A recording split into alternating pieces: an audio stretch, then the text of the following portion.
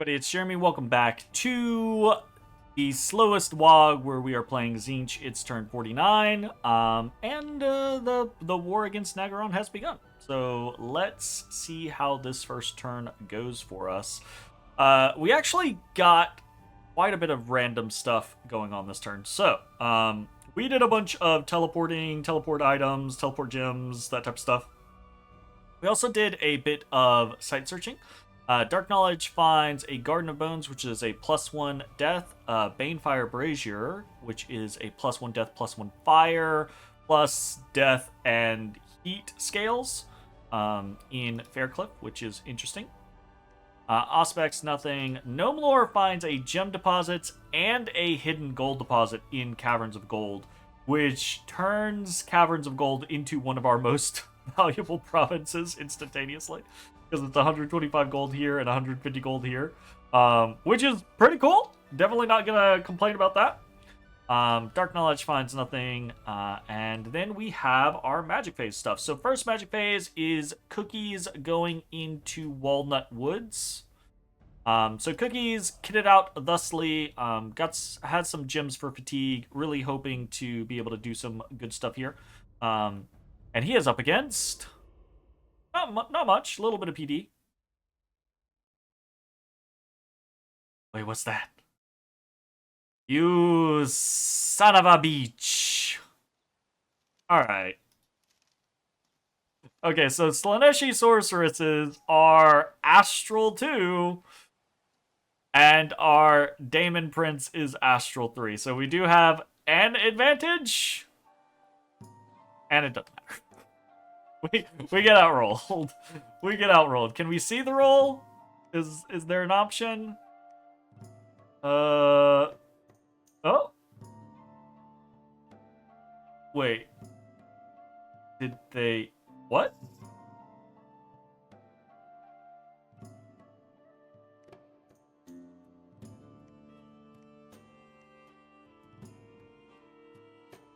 Hold the phone. What? Did we... Was there an equal roll? Do equal rolls die? It doesn't... I wish it gave me more information. Right? Like, why does this not give me more information? We can break down an attack. Like, this guy stabbing someone with a spear gets broken down into step by step by step of all of the different things. But Magic Duel can't show me this person rolled this person rolled this. Really? Come on. Come on, game. Give me the information. Let's check that real quick. Magic Duel is that evocation? That's evocation. Each maze rolls a d6, adds unmodified astral level. The winner lives, the loser does die. A tie results in both mages dying. So, that means... Oh, well, that was a lie on the battle report then. So, it looks like one cast got beaten, died.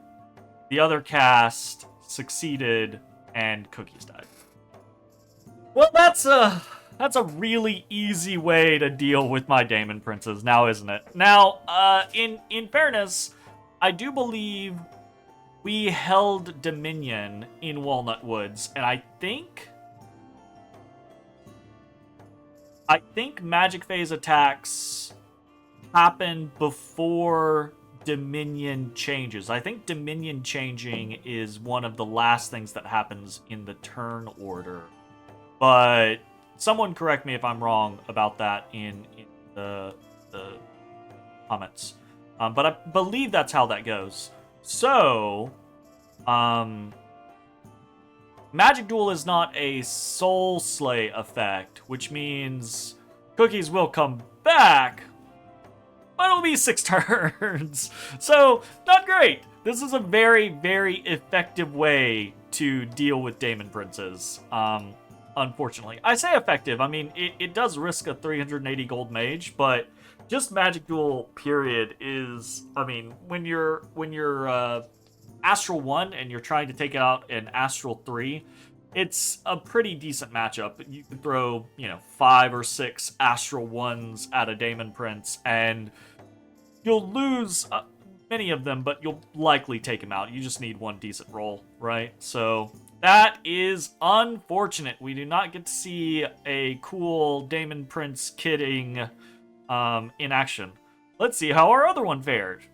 So Zan over here is less kitted out, but he is boosted in death, so he is doing some Soul Vortex shenanigans, and he is up against nothing really. Just a mishmash of stuff. The Hag runs. You got Body Ethereal, Soul Vortex, Phoenix Fire, Displace Body. Easy peasy into the back. And yeah, there's nothing that's going to happen. Without magic or some pretty elite tier units, you can't really deal with Daemon Princes. You've got to have some sort of trap or trick to deal with them, generally speaking. Especially with something, I think, like Soul Vortex. So, not a good run on Walnut Woods, though it does cost them a 380 gold mage. And a good run in Gnome Peaks. We kill 16 units. They're all just crap chaff units, though, so it's kind of whatever. We take that. We have a pretty decent turn on Blood Hunting. And then we actually get into the real fights. So we attack into Walnut Woods, and we already know that there isn't really much here. Though there is still a Slaaneshi Sorceress, and she's got my shit. And she magic duels! And she succeeds. Motherfucker. Because if she didn't get popped, that means she succeeded. So she just sniped someone. Fortunately, there are a lot more targets here. So hopefully it goes well. And she's not going to escape because we have Screamers in the back. So nothing really going on there. We lose an Acolyte. She snipes an Acolyte. We lose a single Foul Spawn. We take out a Slaaneshi Sorceress. That's a fair trade. 380 for 170. We'll take that. And we do pick up the Firebrand. So that's nice. We got some of the gear back from Cookies. So there is that. Nagaron attacks their Barbarians in Warshin. Has a bunch of Black Arc Corsairs doing it with some Marauder War Slaves in the back. Horde of Skeletons caster. I will note, I think this is an important note, that not only are these astral casters, but they are prepared with Twiceborn. So not really losing them, right? Like the 380 gold that were there. Oh, he's losing 380 gold. Not really losing 380 gold. So he basically snipes a Daemon Prince and a Acolyte for not free, right? Because you pay the Twiceborn cost, etc., etc. So there is that. That being said, they are cast in Walnut Woods, so they are about to face up against me again. But that is a very important thing to know. He does have these Slaaneshi Sorceresses. They are very dangerous to us, and they are Twiceborn to shit and back. So, bunch of barbs here, but there are enough Black Arc Corsairs that this is probably going to be pretty easy for them. Mix of Horde of Skeletons in there and some War Slaves in there. Loses 4 Black Arc Corsairs, but overall pretty good. We get attacked in Gnome Peaks, but it wasn't really an attack. It was him moving into Gnome Peaks. So there's some Cold One Knights here, with a leader protected by War Slaves. So Cookies gets to go round 2, or Zan gets to go round 2. Body Ethereal, Soul Vortex, Phoenix Fire, Displaced Body, and just nothing. Immediately nothing. Which is honestly not good. We would rather have more time to kill some of these units. And in reality, he did have more time to kill some of these units. Okay, so thank you for incorrect battle. So kills 12 of the 13 attackers. One of the Cold One Knights gets away. These guys are pretty pricey, so this is a decent little chunk of money lost. Oh shit! That was a special. Hold up. That was Malice Darkblade. I did not look at that. He's so cool. He's got a dark blade. Okay, so that's actually nice. Malice Darkblade, the Tyrant of Hag Grafe. Pretty cool. He has Invuln 9, Fear 5, the Warp Sword of Cain. That could have hurt. That absolutely could have hurt. But he doesn't have any gear on him, so he's not really that much of a threat. I say he comes with really good gear, but he doesn't have anything like boost, no like miss slots boosting his situation or anything like that. So that's nice. We kill a little bit of gold and take out a unique hero, so pretty cool. We attack in Ensorcelled Swamp. And this is a hodgepodge of various units. We've got some Summer Lions, we've got some Chaos Warhounds, we've got various little clumps of Marauders, we've got some mages here, we've got an Acolyte doing lesser air elementals, and we've got a Pyromancer firing off spells. And there's a little bit of PD here, but not a crazy amount. And yeah. This should go decently well for us.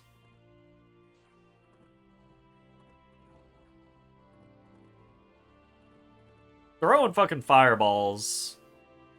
Dropping bombs. The Summer Lions did a lot of work, it looks like. Got in the backfield. Killed a lot of things. Yeah, Summer Lions got 11 kills. So we lose 6 Marauders, 6 Forsaken Marauders, and 4 Chaos Warhounds there. A little bit of stuff, but, you know, we killed 9 units. That's actually more PD than that looked like, so that's nice, you know? Not too bad on the rating scale. And we get to see... Nagaron just has terrible luck with barbarians. And just bad timing, too. Just getting overwhelmed with barbarians. God, forsake it. That might be the most barbarians I've ever seen from an event. That might be the largest stack of barbarians I have ever seen. That is massive. 160 barbarians? I'm not even sure that desert can support this population. 160 barbarians is absurd. That's wild. That's absolutely wild. We attack in Green Waters. We have Sombre over here. Not really much of anything in the way of gear. Has a Ring of Regeneration. But he's not really up against anything. It's just some Murs. A little bit of stuff. Astral Shield. Some Body Ethereal. Combining that with, Regeneration. He's just not gonna take much damage. And these guys, their whole deal is that Coral Spear doing poison damage, but the Daemon Princes have 10 base poison resistance, so easy win on that regard. And we attack in Godwoods. Couple of Marauders, some Marauder Horse Archers, just up against some Ichthyids. Easy win there. So pretty good. We got caught in a bit of a trap with Cookies, the Demon Prince, against the Magic Duelers, but we didn't fail to take any of the provinces that we targeted. We won all of those instances, which I think is kind of expected. I think it's, you know, we talked about this last time. We're clearly ahead of where Naggarond is.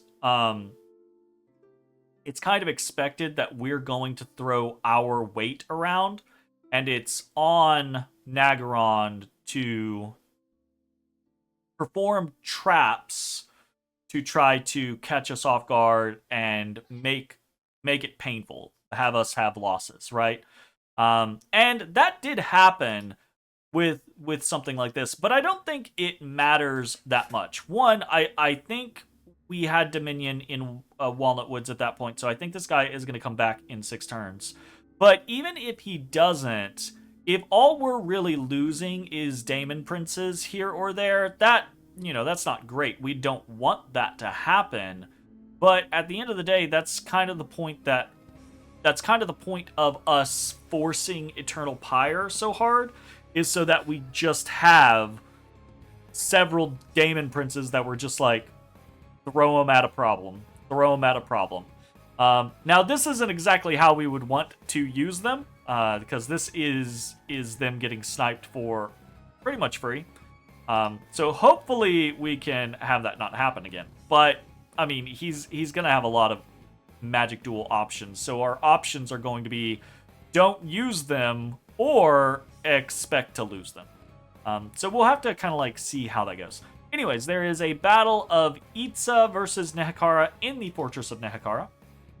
We saw the fight outside of it last time. So not a massive army in here. We've got a bunch of Temple Guard. We've got some Slann. We've got some of the special Saurus of Shotul in the back. And not a lot going on the side of Nehekara. They did lose most of their units last time, but they do have a lot of mages. They do have this god, which is quite strong. So, let's see how this goes. Got a bunch of Kepra Scorpions coming out. Probably just trying to really chaff up the mix here. What's God do? Fire Shield, Personal Iron Skin. So no big, like, earthquakes or anything like that coming out from the side of Itza like we saw previously.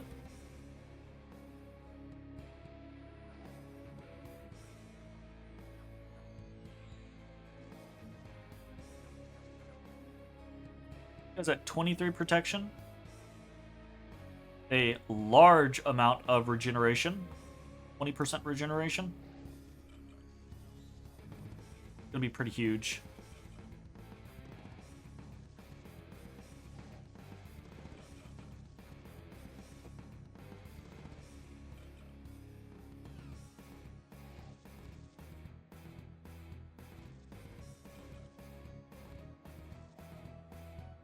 What's he doing? He's just dancing back and forth there. Okay, now he's in contact. With him, he's so thick. With him in the way right there. Ooh. Well, okay then. I guess he's not that thick. Except, he is definitely that thick. That is not what happened. That Devourer of Souls got stuck in there and killed 116 units. So, look, I wish I had, because I watched this like 3 days ago, and it's already like fucked up. God damn it. I wish bugged battles were not a thing. It's been especially bad the last, like, couple weeks because there's been a handful of patches here or there as they were, like, fixing some things, and a lot of stuff that I thought was like, oh, this is perfectly fine, it's gonna record okay, just it no longer is. Which sucks because you all don't get to see what actually happened. But It does. It does go to show, right, like how variable things can be in a game like Dominions, right? So in this particular instance, this goes really, really well for Itza. Um, Overall, they are able to burn down this god pretty quickly, all things considered. Um, they don't get stuck in the gate very long. He just gets stabbed down. He gets wiped, and then everything else gets wiped. And Itza takes some losses, but overall, that it's very affordable considering what they were up against there. In reality, this is very painful for Itza. Itza attacks Nehekara, fails to take the fortress. They don't lose a lot in the way of mages, right? They only lose a single crystal mage and a skink priest, but they lose 128 temple guards. And that is not insubstantial. What are we looking at here? That's nearly 4,500 gold in just Temple Guard. Now, Itza can replace the Temple Guards fairly well, right? So it's not like it's the biggest loss on the face of the planet, but that's a lot of gold, right? That's a lot of gold to lose considering what you're up against here. 25 total units, a handful of mages, a smattering. That's almost entirely off of the back of this god. And in the actual battle, not much else changed, right? It was to my memory, the same spells get cast. It's just the god gets way better lucky rolls, right? He regenerates a shit ton. He has this whole devour soul effect, and he just kills a lot more and doesn't get hit as much, and so he regens a lot of it back, and he just holds that fucking section. And it's wild to me how wildly different battles can be in Dominions based purely off of the dice rolls, right? Because like I said, in that battle, right? He dies relatively quickly.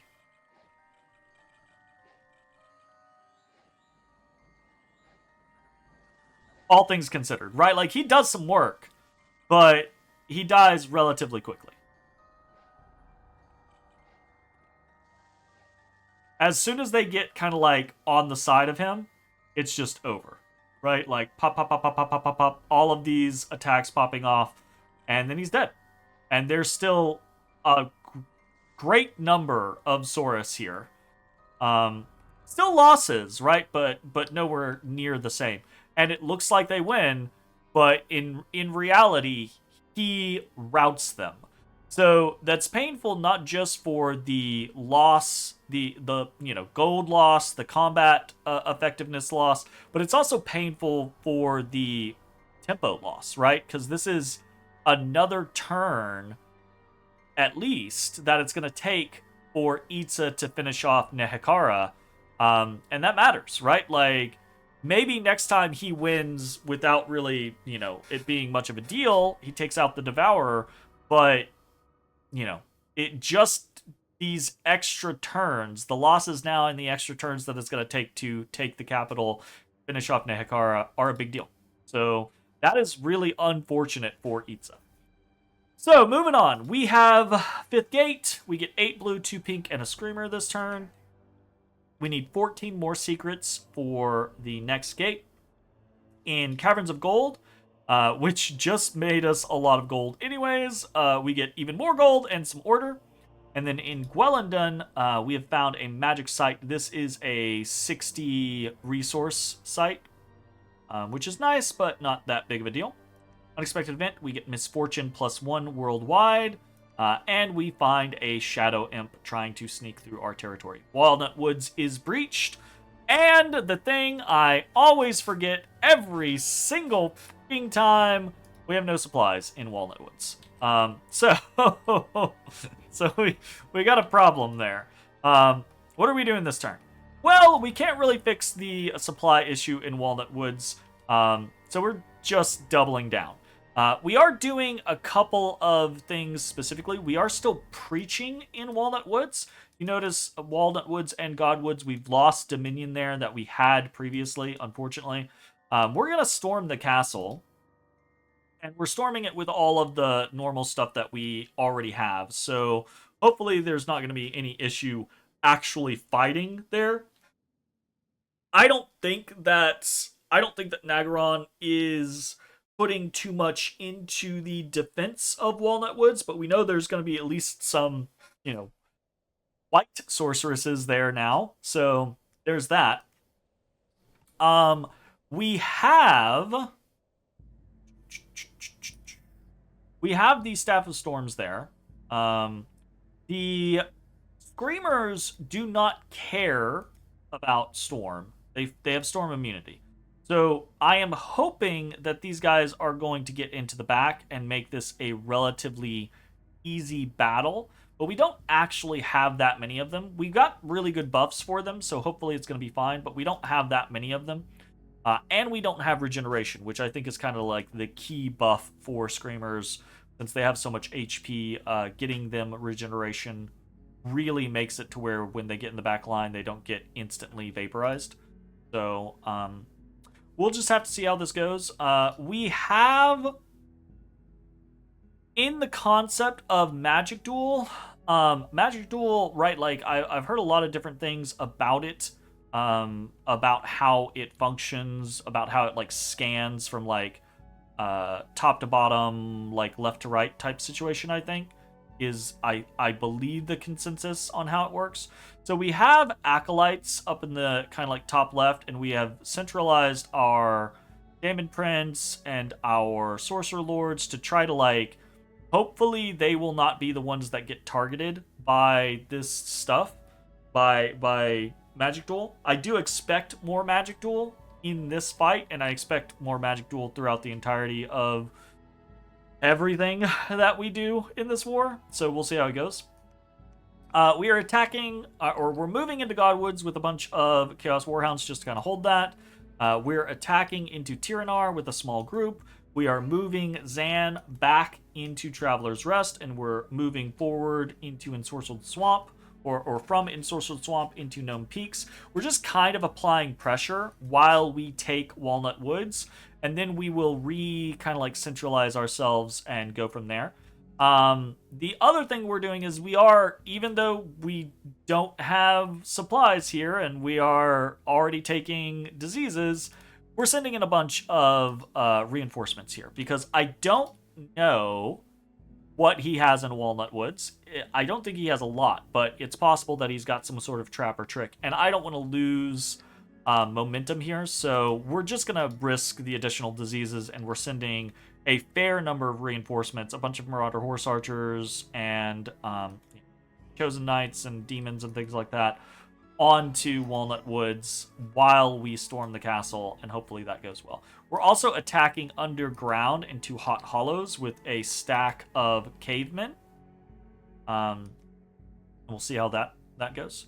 And then mostly that's kind of it. We're moving forward with this group too, right? Just kind of like daisy chain moving forward. There was a laboratory in Green Waters, which is pretty cool. So we're teleporting over to Blue Water. This is dicey. We are outside of Dominion. It's entirely possible that Sombre gets sniped. But I'm hoping we're going to be able to like pop into Blue Water and then maybe just fly out. Like if we take Tiradir, maybe we just fly on over to Tiradir and then fly out, that type of situation. If we lose Daemon Princes, it is not the biggest loss in the world. We can get a Daemon Prince, an additional Daemon Prince, every other turn. But I don't know that there is as much value in doing this type of maneuver. Like, this is like a cautionary kind of concept of, like, what are you risking versus what are you gaining? So, in taking something like Blue Water, the concept is we're trying to apply as much pressure to Nagorond as we can as fast as possible. So hurting his income, hurting his ability to recruit, hurting gem income, etc., etc. Deleting any temples that we find, and trying to pull him around the map. So is that worth risking a 50 gem Daemon Prince plus 10 gems plus 5 gems? Probably not. Probably not, honestly. But it's also one of those things of like, when you're rich, you're kind of flippant. You're kind of like, when you have all of the toys, you care less about each individual toy. when you have the money to throw at a problem, you don't really care how much it costs. When you have the gems to throw at a problem, you don't really care how much it costs. And that's not a good attitude to have. Don't have that attitude. It's a bad attitude. So, we're gonna teleport Sombre over to Blue Water, and we'll see how that goes. Other things that we are doing this turn, we are teleporting more gems into the Walnut Woods battle. We are recruiting a bunch, like everything normal there. Still recruiting a bunch of commanders, still recruiting a bunch of units. All primarily focused in this quadrant, right? Like trying to make sure we are focused on recruitment near Nagorond, but we've got enough money that we are still recruiting mages in a lot of other places, so that's still going on. And then we're doing some more foraging, a mistletoe garland for luck for a Daemon Prince, some more dark knowledge, and then endless bags of wine. So I think we're doing like 4 or 5 endless bags of wine this turn, which is an important thing to do because we kind of need to have supplies. I do this probably once a game where I completely forget about the lack of supplies going into a war, and I march a big army into someone's territory. I think the issue is that, especially since I so often play decent scales, I very rarely have to worry about supplies. Well, one, that's a prospect of scales, but 2, it's also just how the game functions. In your Dominion, I think your scales are just, like, better. Maybe that's not how that works. I don't fucking know. Look at the supplies here. We got 1,000 supplies. We got 1,200 supplies. We've got 1,367. We've got 780. We've got 970. And then over here we've got 400. God damn it. 400, 390, 322. Like, why are the supplies so bad here? 451, 576. But that is of note, I think. Again, my Dominion, better supplies, right? My Dominion, better supplies. Supplies enough to handle this, well, not actually to handle that army, but closer. You get my point, right? So it's just something that I always forget about because it's never an issue until it's an issue. So gotta spend a turn, probably a couple turns. We'll do the whole endless bags of wine thing. We've got plenty of mages to throw them on, plenty of random commanders to throw them on. So we'll get that all taken care of, and we'll probably make, as I always do, we'll probably make a little stockpile of additional bags of wine for additional armies, and we'll go from there. And it will be an issue once, and then it won't be an issue ever again. Honestly, not a massive issue to begin with. Like, we can see there's not a lot of diseases propagating or anything like that. I think part of that is because a lot of these units do not need to eat, so they can't starve or anything like that. So that is nice and somewhat surprising. I guess a lot of this is coming from like the Marauder Horsemasters. Yeah, that's 151 from just 75 Marauder Horsemasters. Horses got to eat, and horses got to eat. 116. So the Chaos Knights do not need to eat, but the Chaos Steeds do need to eat. So 116 off of that. 75 and 62 off of the Mercs. So if we didn't have the Mercs with us, we would actually be okay with this army. But overall, we're not like just instantly riddled with diseases. So really not that big of a deal. Research-wise, we are going to hit Enchantment 7 next turn, and we're running up to Enchantment 8, so research is still going pretty strong. Even while moving a fair number of mages around, we're still almost at 2k, which is pretty good. Pretty happy about that. And I think that's pretty much it. Not a lot else happening in this particular turn. Dominion-wise, we have 1... We don't get to count them anymore. 2, 3, 4, 5, 6, 7, 8, 9, 10, 11, 12, 13. So I think we were 20 last turn, so down from 20 to 13 is a sharp drop, but that kind of happens when you start invading a territory where you have pushed your dominion. It no longer counts as the enemy's territory, so you don't get those bonuses. And so previously we were getting Walnut Woods plus a lab, we were getting Godwoods, we were getting Gnome Peaks, we were getting Ensorcelled Swamp, right? So as we kind of lose that, it unfortunately becomes a bit of a thing. I need to get more acolytes over into Athel Loren territory. We've really kind of like fucked up Athel Loren's dominion over here. They're still strong in their core, but 1, 1, 0, 1 in our favor, 1 in their favor. This is at 8, right? So pretty good stuff. I think we could break them. I think acolytes or cultists are just really strong. I think cultists are probably too strong for the price that you are paying. 70 gold, H1, Sacred, Stealthy, Inquisitor, Spy is a lot for 70 gold. I'm not complaining. I am happy to have it, but it's a lot for 70 gold. I feel like either making them slightly more expensive or taking like Spy off would probably be more balanced, honestly. Anyways, long episode.